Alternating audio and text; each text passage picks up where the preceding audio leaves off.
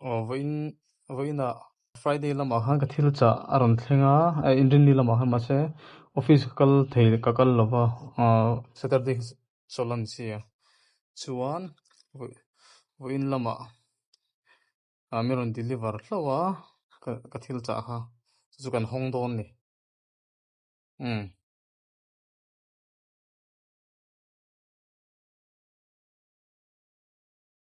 hong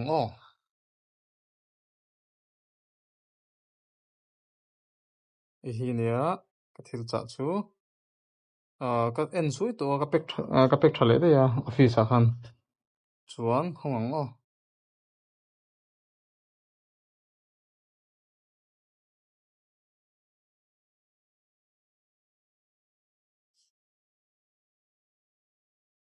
thil ro pui va kan lawa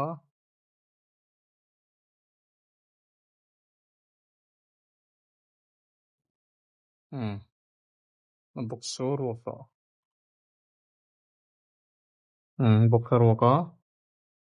chuan hi ni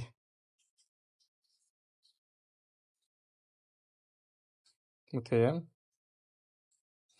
hi ka computer a hian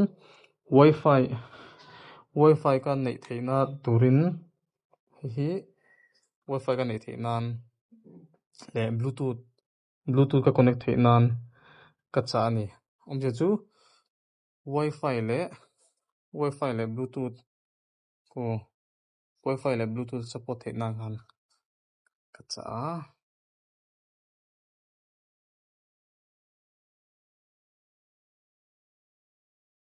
encheng la lokang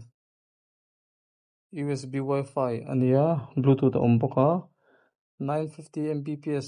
chu ti ma se ka ring chi lawa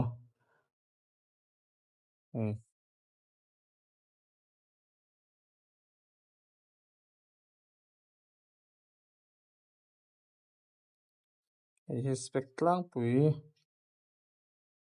ni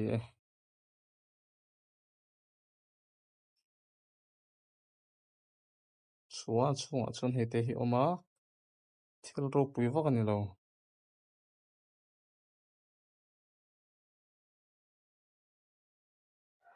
hei te hi oma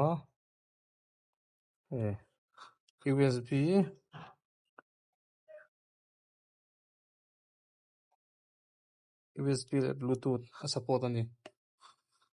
chuan a hian hei PC a hian connection hi kan enanga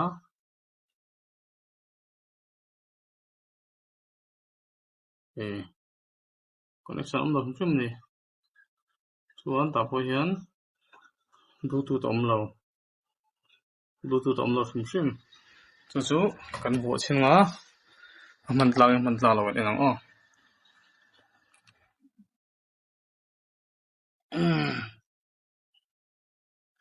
tain vuang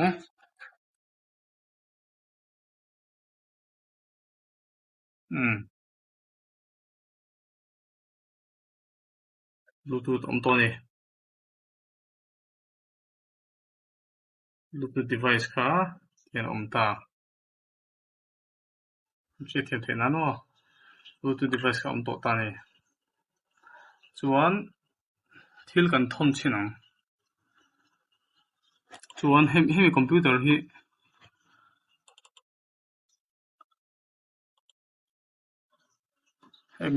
hi ti hian an ta device name aran thlei ti ve kan ta chuan hemi hmang hian ka phone pakhat hmang hian thil thon tum chinang ka ton ta se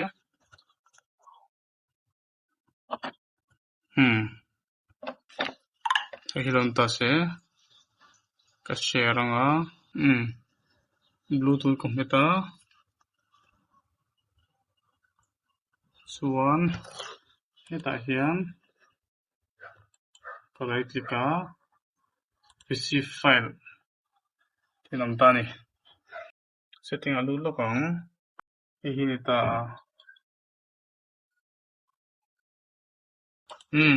chuan hei mutang nge hi a hnuai zawk hi ta ni ren thlei ti hi mo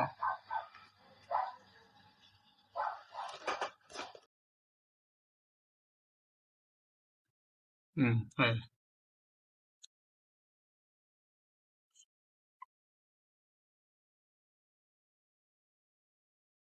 image kasi yan me kani kasi ya trakhop mai walk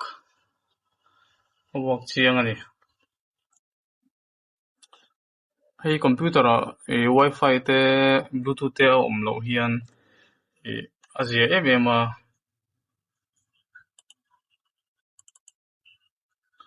chuan he ta hian document azok chuan he ta hian hei hei hi ni ka chan kha chuan hei chuan tuna wifi kan try leng wifi hei hi nia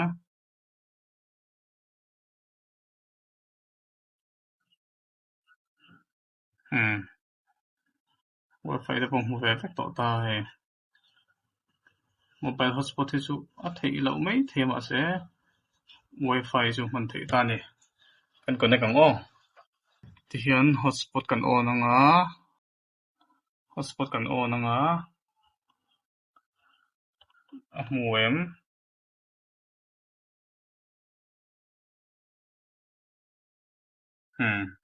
hei a hmu chat mai ni chuan ka hotspot ah hian ta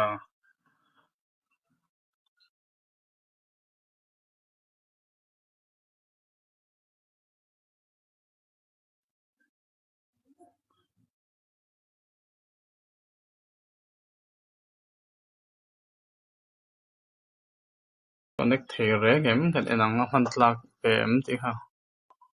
hei chuan ti khan wifi chu kan enang hmu em ko tin wifi chu hmu thei ta ni ka computer pon khan chuan internet kan browse ang kan han ti le zel chin ange YouTube lu chin la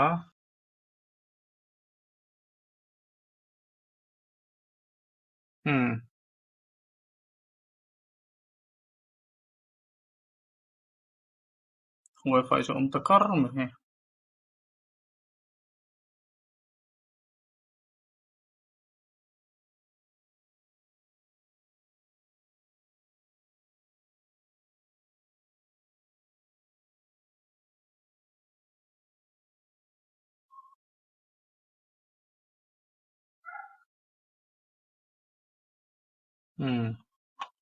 kan play chin ang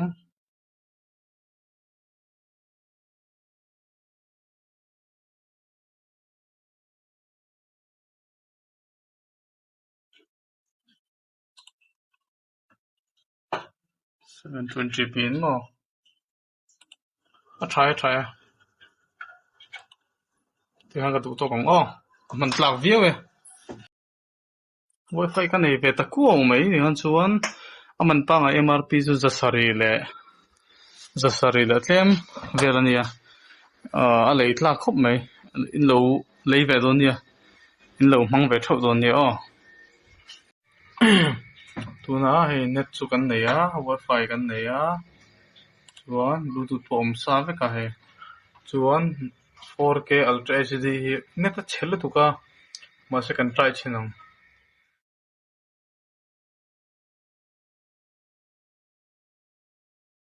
144 a awm a tah 4K a kan dang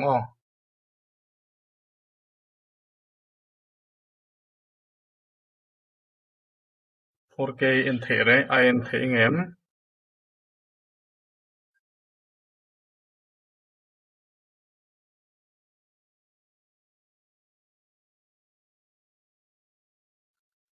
4K kan dah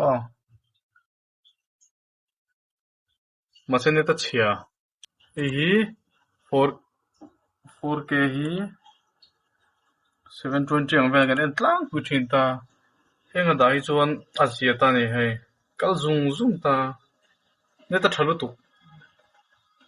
aman chak lu tuk lei ve nge ru PC nei te in PC a wifi le bluetooth